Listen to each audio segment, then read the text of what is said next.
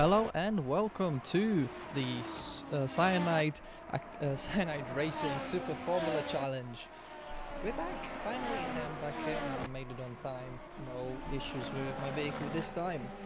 And we are in Malaysia for the penultimate round of this fantastic championship.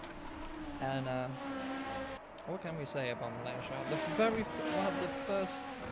first project designed by Herman Tucker that put him on the world stage, and one of the first modern Formula 1 tracks.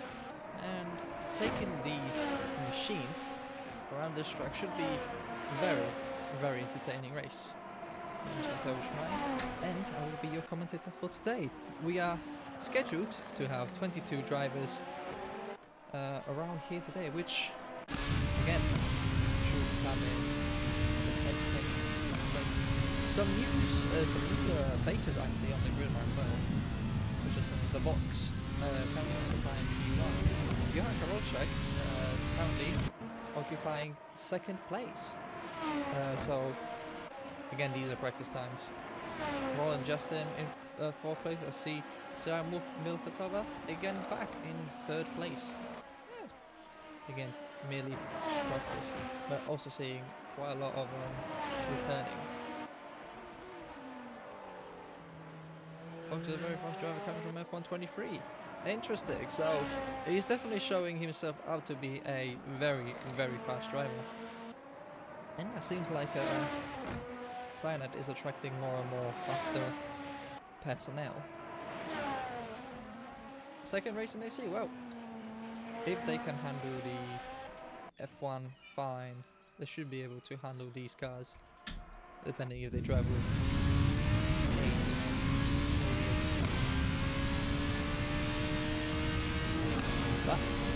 given their pace, they definitely look like they will make a mark. Anyway, we will be shortly moving through to qualifying, and place your bets. Who do you think is going to take the top spot? Both the box and Johan Karolczak are looking like they might be able to take that pole position. We cannot discount, of course, Sarah Milfatova, nor can we discard Roland Justin, who has been extremely quick around here. Tuki Gonzalez as well has shown a lot of pace recently as well, but currently occupying 7th place once Justin lap time gets reinstated. Indeed, Nathan Oda is not racing today, our championship leader. Last time I was commentating, championship leader. Unfortunately, we'll take a day off, but with such a lead that Nathan has in the championship, I'm not sure whether anyone will be able to dislodge him from leading going into Suzuka. Vamos AMK Chemzoro, we got Zoli fans here, currently occupying 5th slot, so it well within top 5 and 4/10 behind the fastest lap time in practice. Again, don't take practice lap times as a gospel. Merely representative lap times will come from qualifying. But that will come shortly. So again, who do you think is going to take pole position? As I will quickly bring myself up to snuff as to who was actually the winner of the previous racing that happened in Most. I do believe a few drivers had a woeful time. If I'm not mistaken, from what I heard, Sarah Milfatova had a woeful time at her own home race. And it was... standings are still the same after round 5, so not much that I can see there. Johan and Nathan were the most. So Johan, with his first victory in this series, he will certainly be looking for a second one here, as will be quite a few drivers. Kevin Vanet has been put in quite a respectable lap time, beating his teammate Antoine For the first time I have seen, it's usually Antoine who was the faster driver of the two, but it looks like Kevin has brought his A game to this round here in Malaysia. We got Isbrand Stopper down in P9 with Juan Gramash taking P11. Now Juan has a bit mixed feelings, has a few mixed feelings in about these sort of Formula Supreme cars. Definitely prefers a more obscure brands and interesting.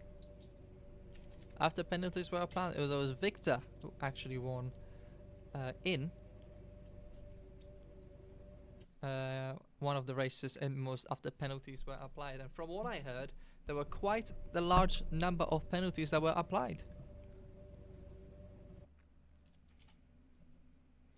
As we move on to qualifying here at Malaysia, Sepang, and we have Juan Gramash, first driver out on track, who will show us around with his Redwood liveried RSS Supreme. Now you know what they say about F1 liveries in sim racing. Those are the usual ones you watch out for. Now, I'm not sure which race Victor has won after penalties were applied, but I wouldn't... Round 1 or race 1 or race 2 was it, Victor? As he makes his way out, so I probably won't hear a reply from him. But second of the GOAT Scuderia cars with the red and yellow livery. Quite a beautiful livery, and there's been a large number of liveries. Not large number of great liveries. I see. So yeah, it was race 1 that Victor has won, and Nathan his second race win. But let's drive on the outlap with Juan, as we see a few drivers already having enough. Juan Hernandez and Michał Szydlecki. Michał Szydlecki stopped outside the pits for a reason, as Javier is recovering from the spin. Now, we're gonna ride on board with Juan Gramash on what will be his bunker lap. So let's see. He's coming across the start-finish line, and here starts the timed lap. And Victor had a crash with a right spider on the out lap, mind you, as we turn into turn 1, a snail-like section, a smaller version of the Chinese turn 1 turn, a little bit less, one might say, awkward. I know a lot of drivers don't like turn 1 in China. Now, we're entering sector 2, and Juan has managed to keep a relatively decent pace through here, keeping it within the track limit, which is quite difficult around Sepang, as we can see. There's a lot of blind corners coming up at you thick and fast. Now we're entering the second half of the lap, sorry. Here is where you see all the immense elevation changes that this track has in this very technical section. A couple of more corners left. We're now in sector 3. Ooh, there's a slow recovering car just moving across, not heeding to a faster car. Oh, well, almost impeding Juan on his outlap, as we are now on the back straight. I say the back straight on the first of the two back-to-back straights.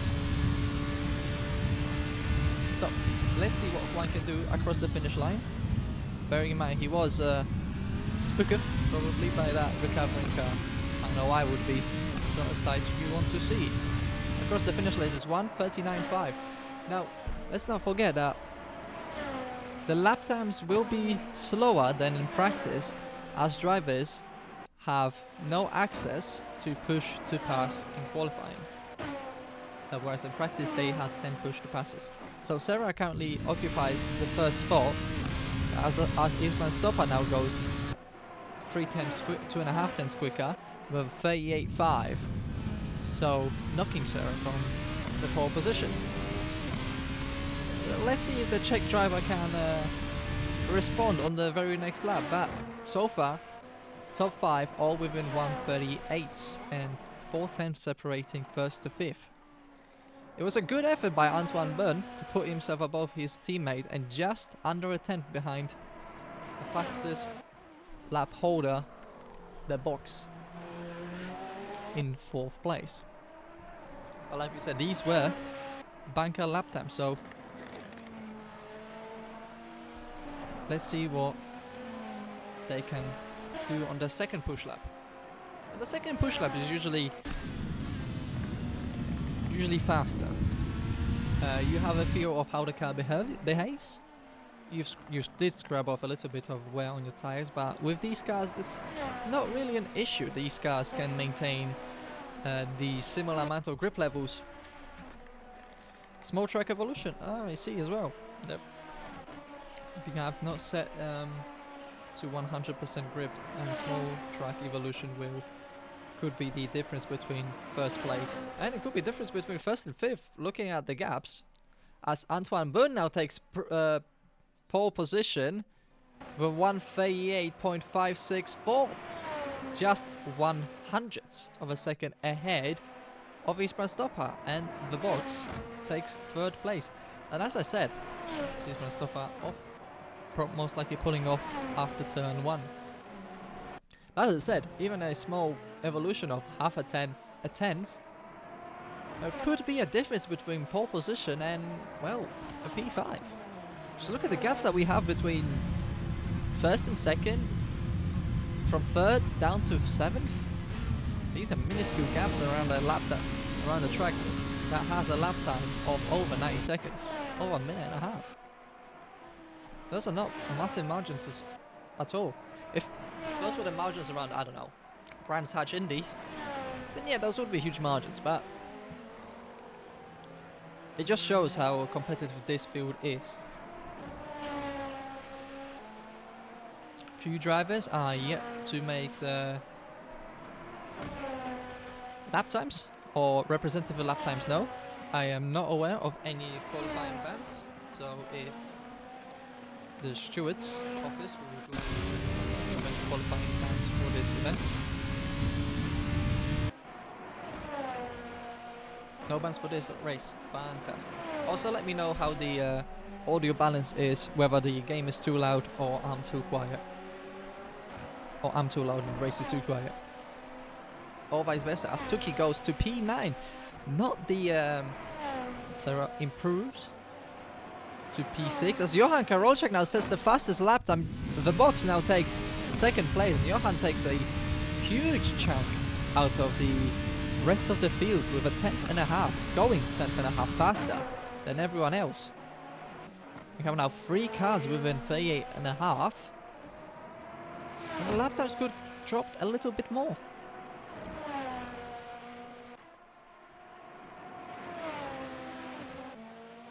What do we have in mind? That will be a question for the series organizers, and Cyanide is known for the open wheel series, so if I'm not mistaken, they'll most likely carry on with the open wheels series. And it will be down to the community to have a vote.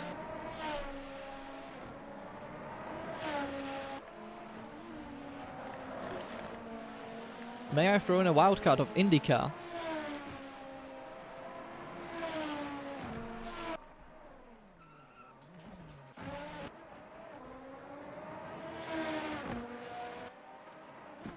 Awesome. My cat just had her vomit on the floor. Beautiful. It will be it will certainly be interesting. And Super Formulas are very popular cars, as you can see by the grids. The grids this year have been phenomenally stacked. You had almost 20 plus cars every single race, and phenomenal attendance throughout the season. So a big well done on the organization from Cyanide. 76 registered drivers, 20 plus grid per race. So yeah, very well done on the Cyanide Racing Hub. I'm still used to calling you Cyanide Academy, and I cannot get it out of my head. But yeah, phenomenal organization there. Bearing in mind, it is just you two, and very well done to Victor for managing to keep it all running. As we see, Isbrand Stoppa now gets dipping into 38.4s and taking second place back from the box. Antoine Burns still with a fourth place. Roland Justin, 38.6. Sarah Mulfetova lagging behind slightly in sixth place, half a second behind. Johan Karolczak, Kevin Vanet, another driver in 38.8. And we have Jem Zorlu with 38.9. And then only from P9 downwards do we see the first 39s. What are the record lap times around Malaysia? Let's have a quick see.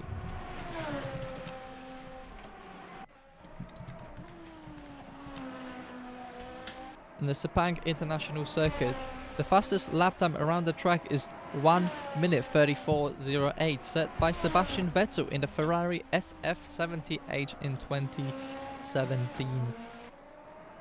A 15-turn, 5.5 kilometer circuit.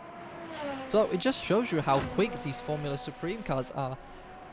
The premier open wheel racing in Japan. For Super Formula, only just shy of 4 seconds slower than one of the fastest Formula 1 cars that have ever been designed. Oh, it was designed to one of the fastest regulations. I am pretty certain that 2017 the high downforce setup got the high downforce wide track cars.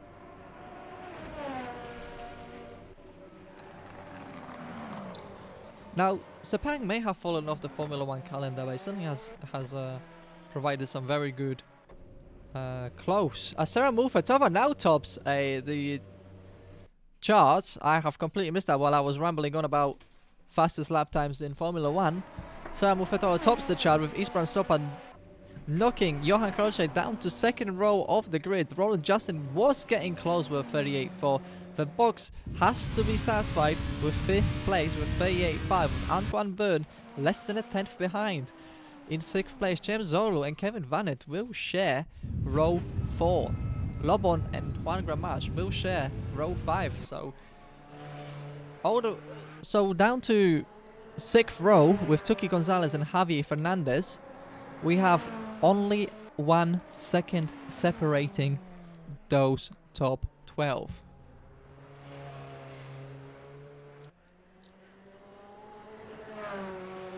Tuki Leroux in his final sector could have been 1:38 for the IPK Aerosport driver.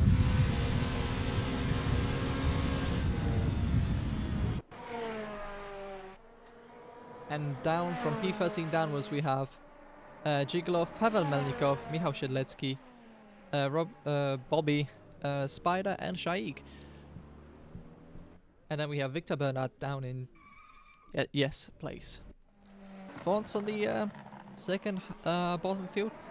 It's going to be an interesting race. There's a chance that there might be contact up front, so the bottom field might still be on for some points, especially if they can manage to keep it clean, keep it on track. I predict there will be a battle for 13th place at the very least between Jiglov, Melnikov and Siedlecki, given that they are only 2 tenths separating. A couple of red flags is certainly possible. We do have quite the run up down to turn 1 here in Sepang, so this could get quite leery, although it might give enough drivers the box bottling here as always. Top 5 start is not too bad in the slightest.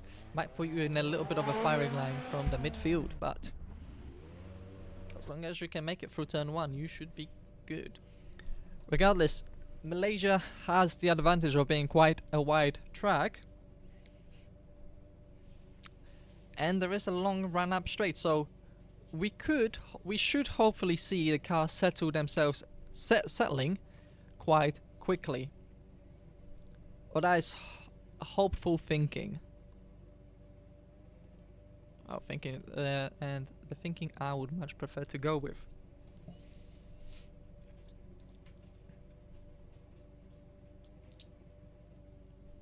But a racing shall start now. For those of you new to Cyanide racing and the way they operate the Formula Supreme series. We have two 20-minute races. The top 10 are reversed for the second race. Points up to 10th place. So, give an example here. If this is how race 1 was going to finish, Juan Gramache would be on pole position for the second race. If you're familiar with Formula 2, if you're familiar with Formula 2, you'll be familiar with the reverse grid. Difference is 4 points are awarded for both races. And we love this format, especially from Let Pro Racing, who will take credit for pioneering this format amongst our partners group. Indeed, Sarah's pole position on YouTube has 1,000. Don't worry. Sarah's pole position lap over 1,000 views. So let's hope. Less than a minute left into the race gets underway. Let me just bring up the everything. The countdowns, the graphics, both of the commentators in the pits. Victor Bernard might be... Oh no, he's already on the back of the grid, so excellent. Excellent thing. Now, let's hope that this has autocam on. There we go. Autocam off. So let's run from this grid. I already went through the grid at the end of qualifying. It has not changed as far as I'm aware. So, Sarah Muffatova will take on a pole from Eastbound stopper. Jan Karolczak, who was looking for a long time to take the pole position this race, has been relegated to the second row. Still a pretty good position to start with, and given how long the straight is, he might benefit from the slipstream behind Sarah as we get 6 lights going on. 6 lights will go off, and the drivers now release the clutch and put pedal to the metal. It's a pretty poor start from Johan Karolczak.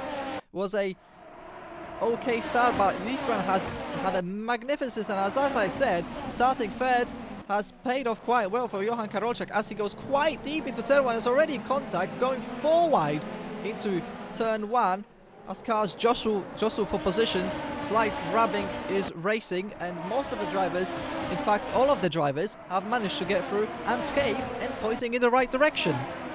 So that was a fantastic start from everyone in the field. Johan Karolczak had a mega start, taking the lead in the early laps, just putting it down there and paying it off. Now granted, he was given a lot more space than probably he was entitled to by Sarah, and there was a little bit of usage already from push to pass by Johan Karolczak.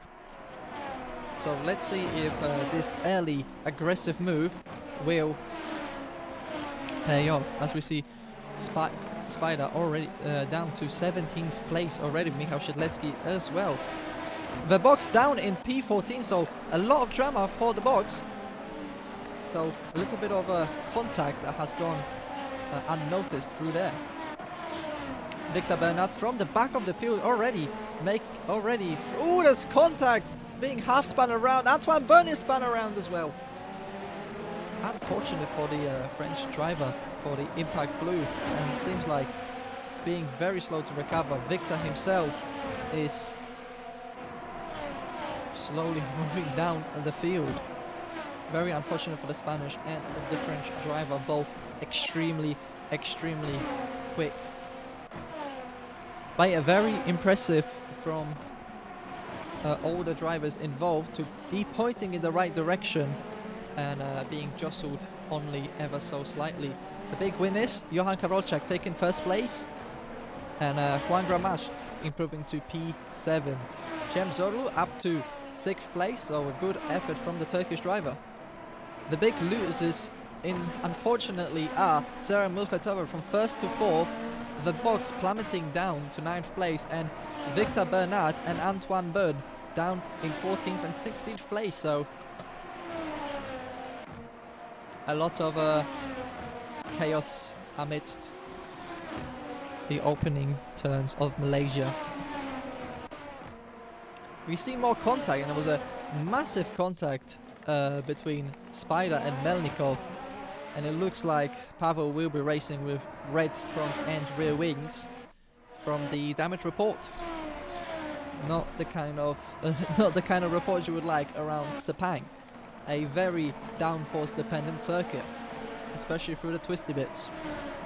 As we see Pavel Melnikov spinning himself out again. The windmill racing driver just cannot catch a break in these opening rounds, and I wouldn't be surprised if he will pull into the pit to get the damage fixed. I certainly would have myself. And Antoine Boon now on a recovery drive. Let's hop on board with the French driver, making a move on Imran Shaikh. Imran going very deep into the last turn, allowed Boon down the inside. Now his fight will not be from Boon per se. Much deeper on the brake goes Antoine, but did he outbrake himself? No, he hasn't. No, he has not outbroken himself. Stays ahead of Imran. You see a little bit of just a little bit of tiny glitch. Kevin Vannen is not leading. This is still Johan Karolczak. But Antoine Moon will be the driver to watch in this moment on a recovery drive. So let's see what he can do. Now the gaps up ahead are sort of normalizing themselves. Drivers are going to be staying within 1 second of one another. So far, each brand might be pushing the most so far to catch up to Johan Karolczak. The box has managed to get on past Tuki Gonzalez.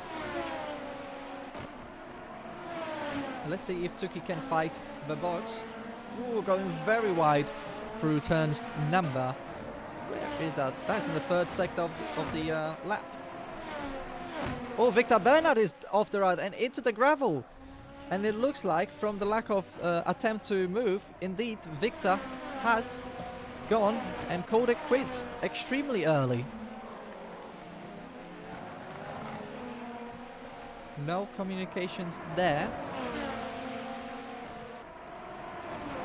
As Antoine Boon now moving himself up to 12th place. Push to pass enabled. Oh, foot straight to the floor. Down the inside of Gigolo as well. Can he take two on the same bit of straight? Gigolo fights him on the exit. Gives him just enough room.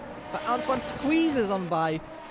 Managing to hang it around the outside of this off turn number 2. And around the long sweeper, well, Jiglov is still there. It will be a battle. Oh, Jiglov goes way too deep in. There is no way Jiglov would have made it, even if Antoine... Well, there's no way Jiglov would have made it if Antoine was not there. So, just a little bit of a... Just a little bit of opportunistic driving from Jiglov there. Antoine might be a little bit miffed at that move,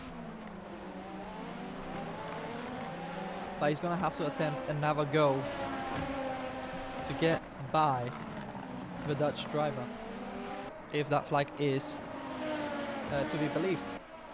As we see, who is that off the road? I'm not sure.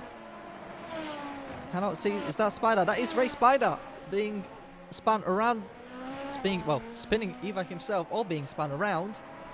And he's already a lap down. Not the start that the IPK Aerosport driver would have hoped for. As Imran Shaikh now tries to defend against the Polish Michał Szydlecki. Michał's gonna hop into his slipstream, and that's going to give him the advantage going into the turn number 1. Battle on the brake. Who can keep in control of the car and not spin himself out. Again, Imran just pushing Michał Szydlecki wide. Not serious enough contact this time, however. Michał managing to hang around Imran. Imran just being able to get on the throttle a little bit more. And again, driving around the outside, pulls away and just gives a little bit of dirty air to Michał Siedlecki. And in fact, that has proved quite the strategy. The aero wash that these cars suffer from, as most downforce oriented cars, is a little bit crazy. So let's jump back on board with Antoine Boone. The racing up ahead has settled itself out. The closest battle is between Antoine Boone and between Chen and Lobon. They're going down the back straight. Johan Karolczak sets the fastest lap time of the race with a 1:38.5.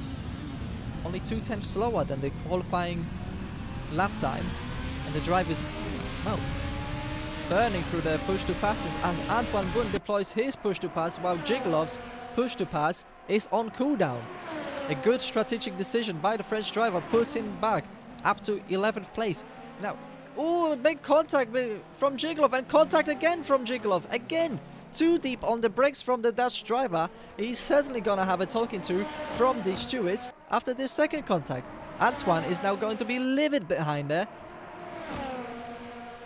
Not only for the contact, but for the fact that Jigelov just decided not to return the position.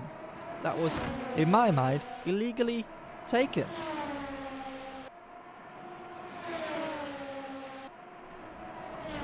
See Juan Gramage now onto the back of Cem Zorlu as he gets a little bit of a nudge. I believe that's from the box.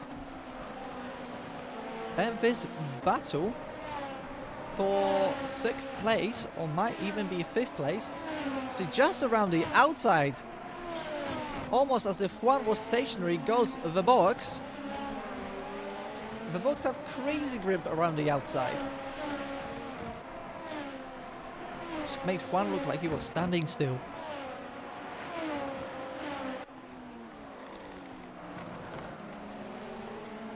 There's Antoine Boone. He has now gone past Imran Shaikh, and Imran now 2 seconds behind. Could be due to a mistake by the British driver.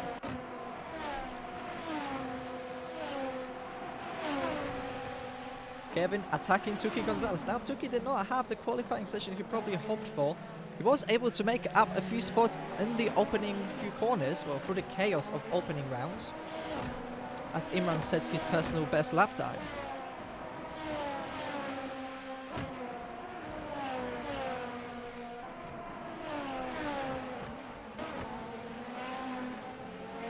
I don't think there was any contact between Lobon and Zorlu, at least not from my view.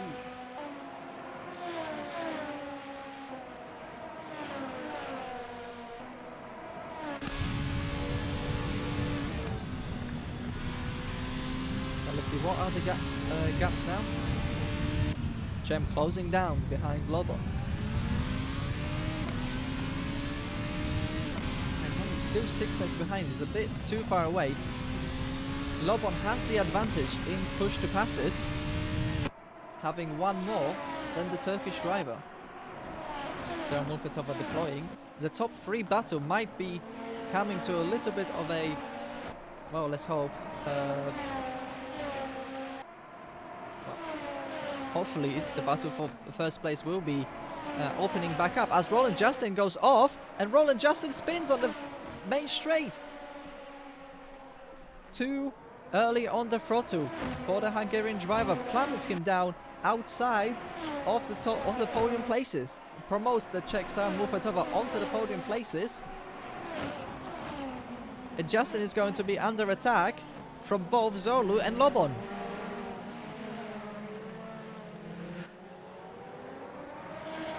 Very feisty battle. Lobon tries to hang it around but is unable to. Keep Zorlu at A. A little bit of robotic there. Oh, a little bit of a wheel spin from Cem, and that's going to allow Lobon down the inside of the fast sweeping complex ahead of Zorlu. That's going to severely hamper how much speed he can take with that aero wash from the car. The box is now on the back of both of them. And that is certainly going to put both of them at danger. We know how fast the box is. He did top the timing sheet in practice session.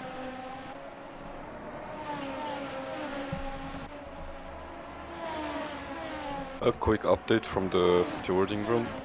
The car in 13th position, Sandro's Giglo, has not done the 15 pre-qualifying laps, and he also has not checked in, so that's gonna be a penalty.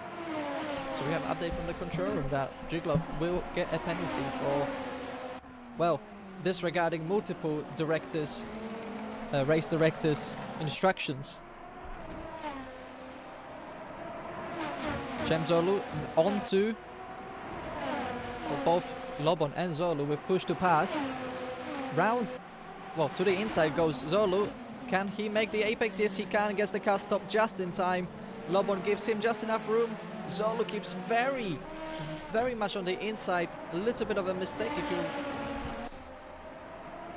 if you ask me, but manages to keep the place. But just barely. Lobon's still there, and he's going to attempt around the outside. Can he make the drive? Just within track limits, Lobon is. But Zolu has the inside, and the box is now making it a 3 wide moment through the complex.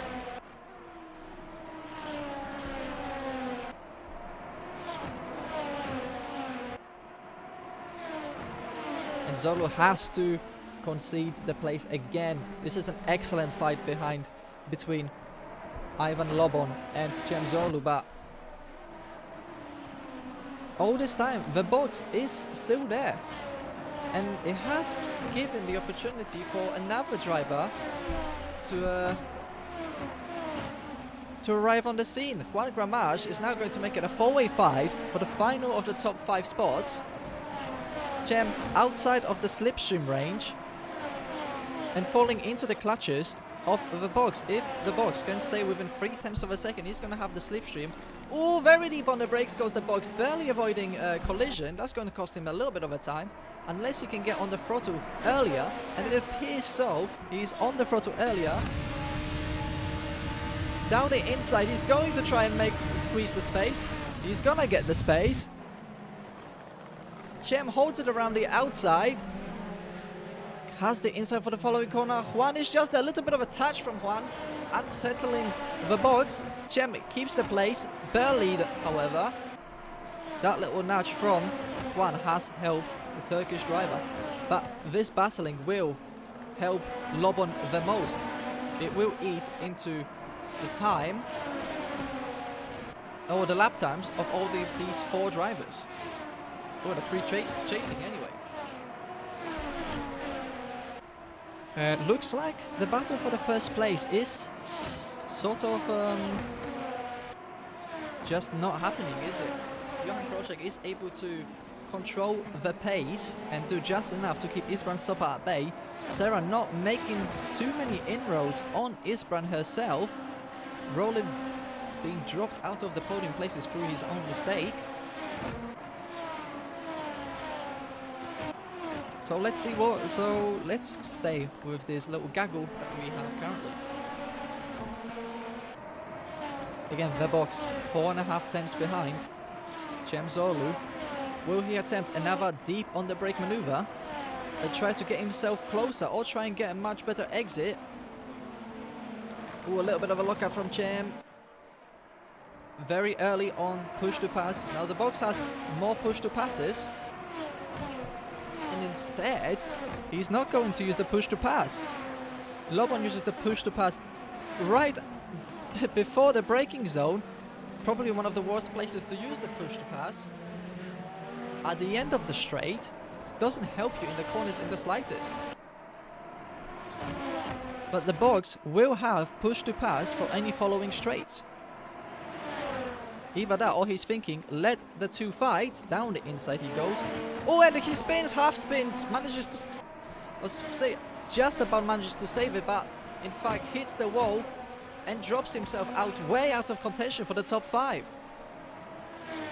just got too eager on the throttle, and that cost him dearly. So Lobon will keep 5th place. The box is saving his push to passes.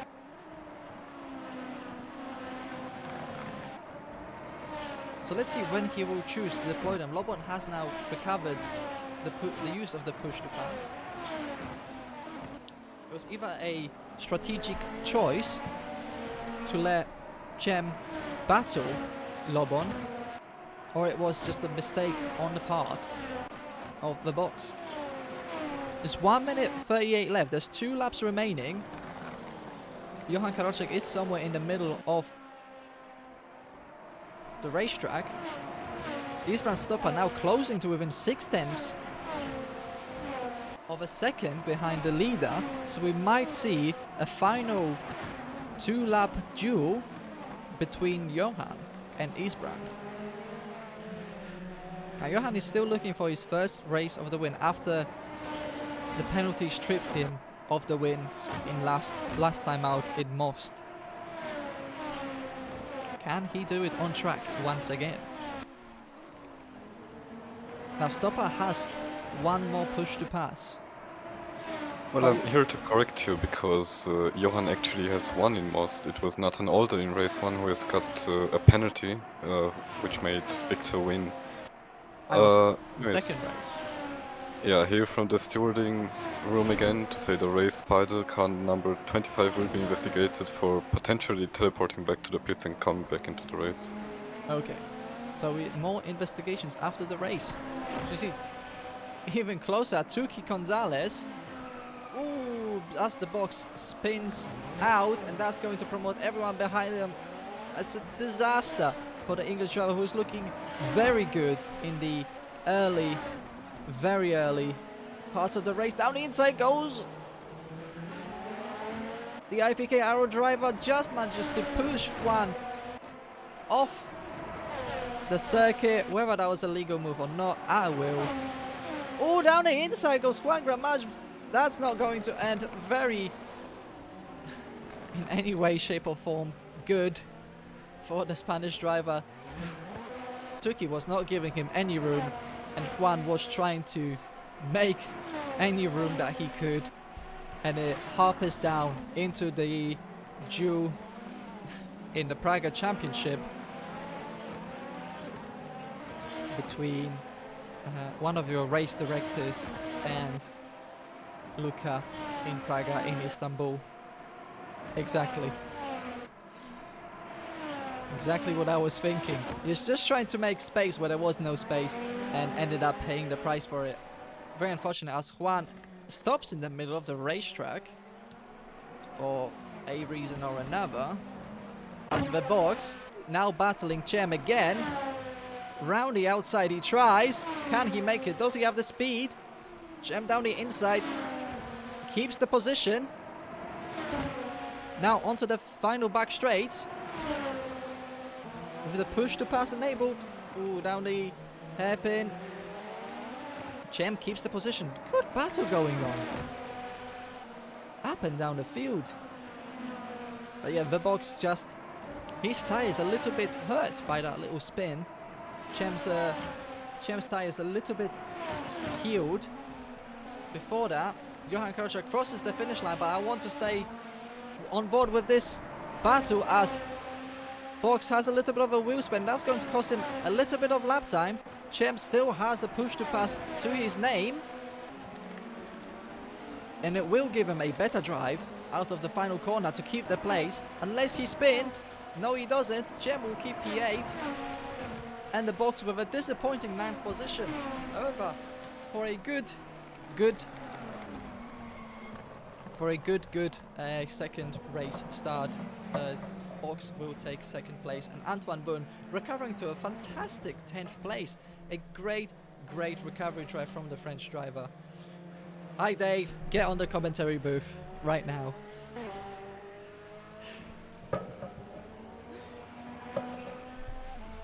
I see you in the chat, no lurking here. Congratulations to Johan Karocek for the race 1 win.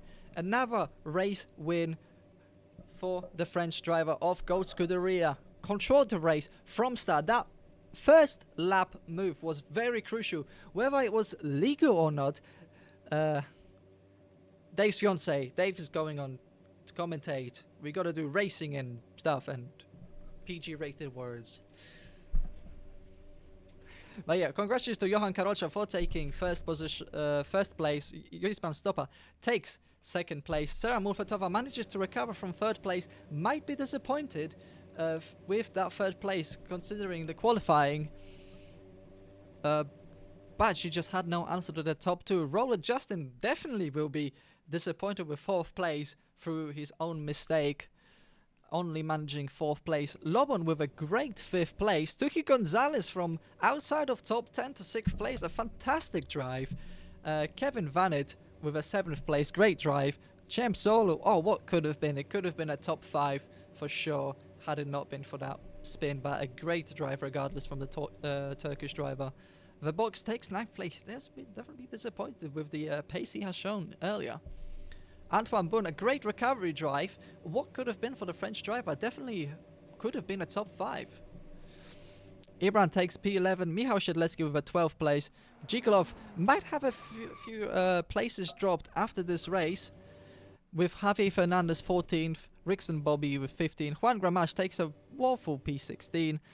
Pavel Melnikov takes 17th with Rice Spider 18th, and first retiree Victor Bernat in 19th. What a race has that been? I'm pretty sure the race director will agree. This has been one of the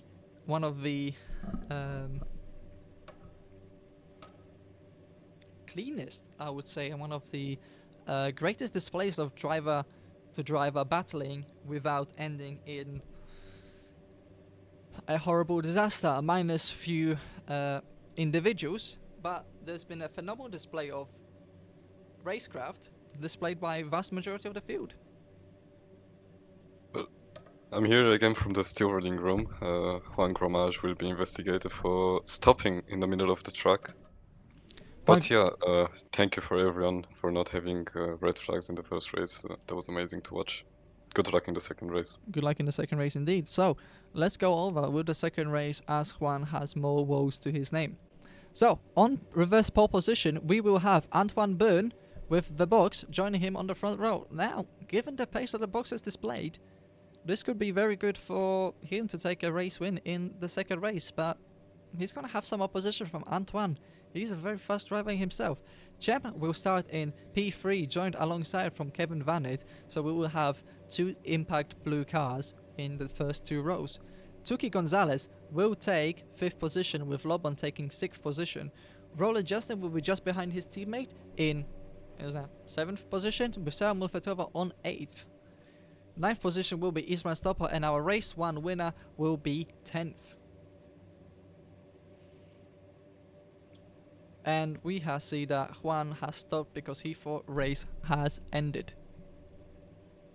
Impact Fire livery, yeah, I do agree that Impact has one of the best liveries on the grid. Definitely sure that. The Gold Scuderia livery is awesome as well. Isbrand's Revolution 9, very carbon fiber, a very we need to save weight livery. The Sarah Mulfatova with the trans colors for Let Ball Racing. IPK arrows this time around, a little bit of a plainer, one might say. Lobon with the standard livery. Who do we have here? Spectron Racing with a Harbour Desert. The box with the standard livery. I mean, there's some very good liveries. But yeah, Tuki Gonzalez's IPK Arrows livery is very good as well. It does look like a Virgin car. Don't know what does that say about the driver. Joking as always. Anyway, we are less than a minute from the race going live. 50-second countdown. What are your predictions for race 2? Yes? No graphics. Okay. How about this? Is this good? Is this good?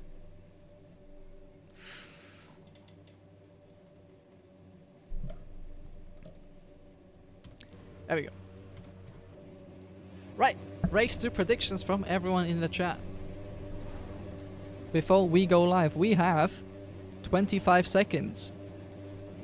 My prediction is, I have a sneaky suspicion that, barring any incidents, the box might run away with it, but Antoine Boone is gonna give him a run for his money. Now, all our speculations will be put to rest just as those 6 lights go off, and it almost looked like a jump start from Isbrand Stopper already on the push to pass. Most of the drivers in the top 10 on the push to pass down to turn 1, not giving any anything to chance. Oops. As I make sure nobody here is making it, spinning themselves out. Very well done, very well helped all the drivers. Antoine Boone has kept first place. Cem has gone past the box, who will be trying to make his way by again. And as we see, everyone in top 5 using push to pass. The first non-push to pass driver is, let's see what's happening back here. This is a massive gaggle of cars. How have they not crashed is beyond me, but well held by all the drivers. I believe that is Imran Shai going off to the side.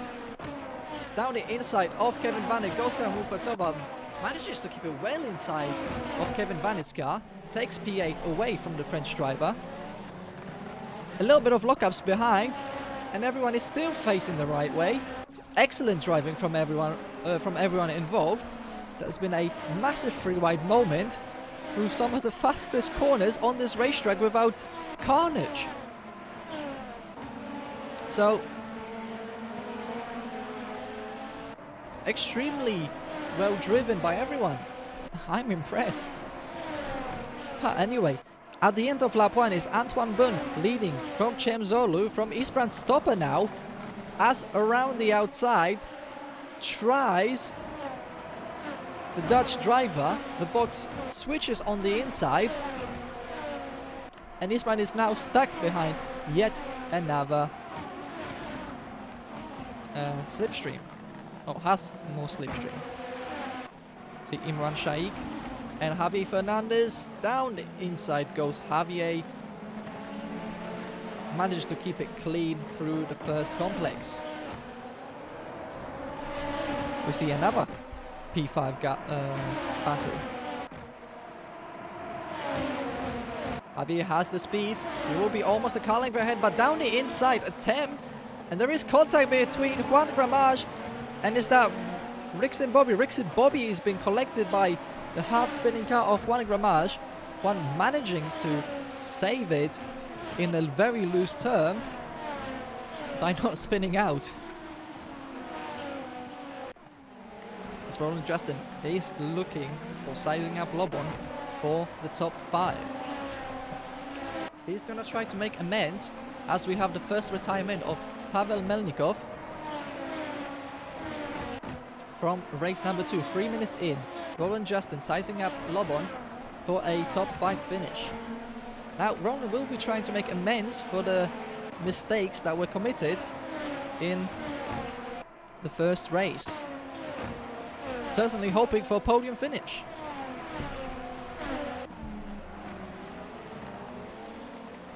So you see Sarah trying around the outside, or just try around the outside of Tuki. Tuki having none of it, giving her just enough room, compromising her line as much as he legally is permitted to do, and uses the push to pass to drive away from the Czech driver. Now, Sarah has a very simple strategy and uses that strategy every single time with the super formulas, and that is to save up her push to passes until she can deploy one every round. As Juan Gramage again in the gravel and plummeting down the order.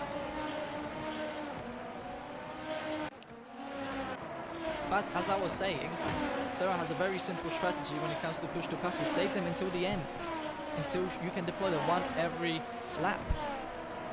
You see battles up and down the field. It's very difficult to see, to focus on one particular driver. We we now have a 4-car battle, or it's going to be a 4-car battle for the win. Kevin Banner, Lobo now plummeting down to P9, so something must have happened to the Spanish driver. One indeed has spun again, and is now down in P18. Kevin Banner trying around the outside to maintain momentum, car early towards the inside to give himself a better drive. Let's see if that pays off. He's still 4/10 behind, and it looks like Lobo has been able to drive away because he used his push to pass. So around Wolfatova, 3/10 behind Tuki Gonzalez. She is within the slipstream and is going to attempt to move down the inside. It's going to be way more than alongside him going into turn 1. And she's going to be more than ahead. Contact from behind. Maybe a little bit too late on the brake from the Czech driver. And that promotes Johan up to 6th place. Definitely not something either of them would have wanted, considering that Johan was the winner of the previous round.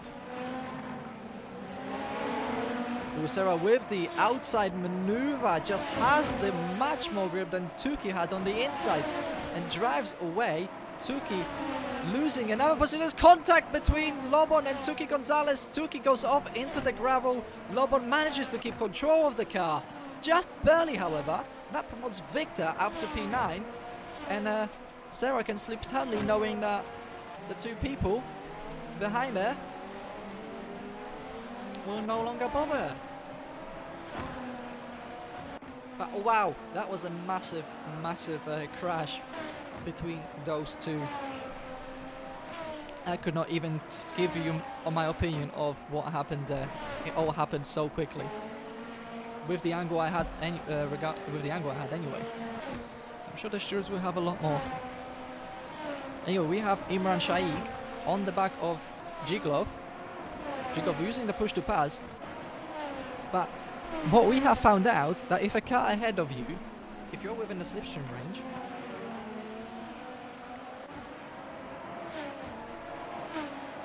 if you are within the slipstream range of the car ahead, the slipstream will pull you just enough for you to stay behind, even if you don't use push to pass. So a great strategy with these cars is stay within 4/10. If they use the push to pass ahead of you, don't use it yourself, save it for the next straight. Especially here in Sepang, it's extremely powerful strategy.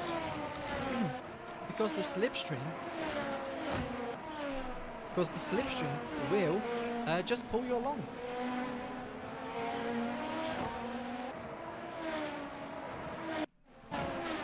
Mustafa are running very wide in the penultimate corner of Sepang. That's going to put him way outside of the strategy that I was just talking about. That was in penultimate corner. That was merely sector, well, only the penultimate corner of sector 2.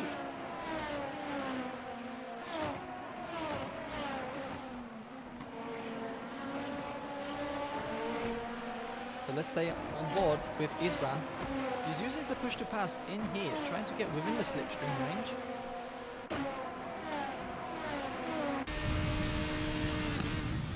Just not enough. Maybe he can get early on the throttle.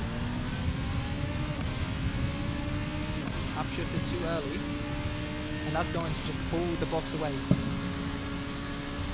Now Cem has closed up a 10 to Antoine Brun, but still not enough to mount any sort of attack onto the Frenchman. The Frenchman is able to control the race, albeit under immense pressure, but he's able to control the race pretty well and holding up to the pressure.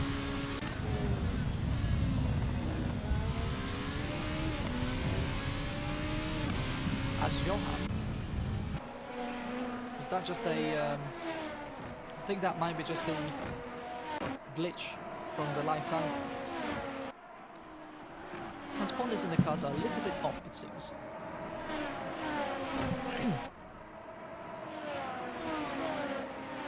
Oh, it looks like there was a small mistake from Chen, as the box now within 0.4 of a second of Cem. And Cem falling back slightly. Oh, that was a massive four-wheel slide from the box. Not the fastest way around the corner.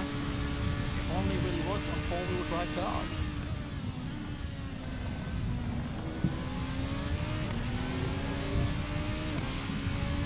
Antoine has that cushion to Cem of 0.8 of a second.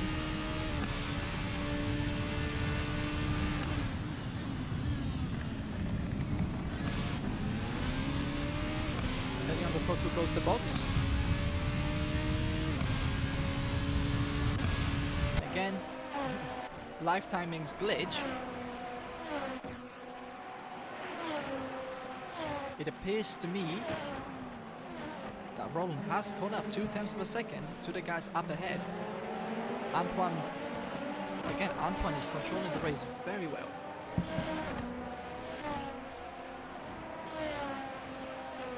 Victor Bernard, let's switch back to Victor Bernard now. My voice is going a little bit. 0.4 of a second behind Kevin.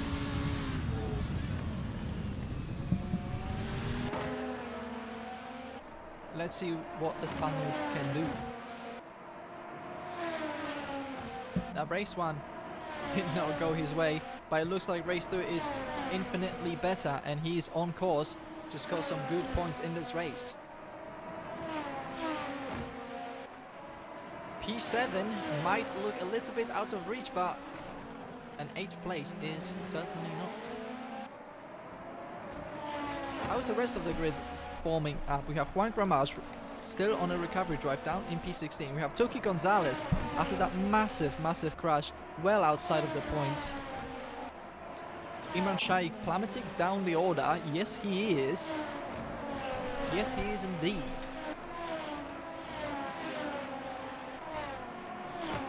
Welcome to the chat, Anno. Bad luck, mate, bad luck. It just do be like that sometimes.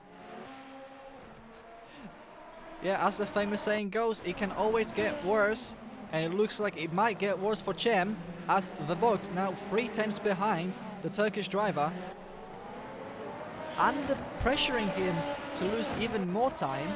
That is exactly what Antoine will be looking for.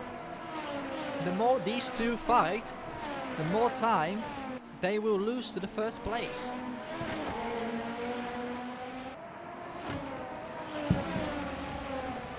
So let's ride aboard with the Supreme Ika with my favorite camera angle, looking onto the back of Cem. Now, following a car through here is difficult, like I've mentioned before, due to the error wash. For these slow corners, it's not too much of an issue, but for the following fast corners, it's certainly going to be a challenge to keep close.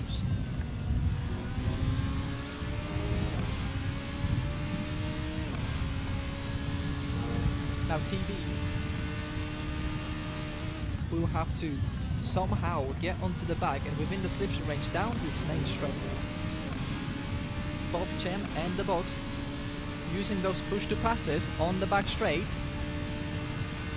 Yes, they will get close to Antoine, but Antoine will just drive away with a push to pass of his own.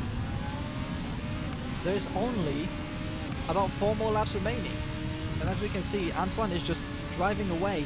They are lapping almost within a 10th of one another. Rix and Bobby off the track. Yeah, he's just parked it. Not much else there. Ooh, a little bit of a blinking in and out from Cem.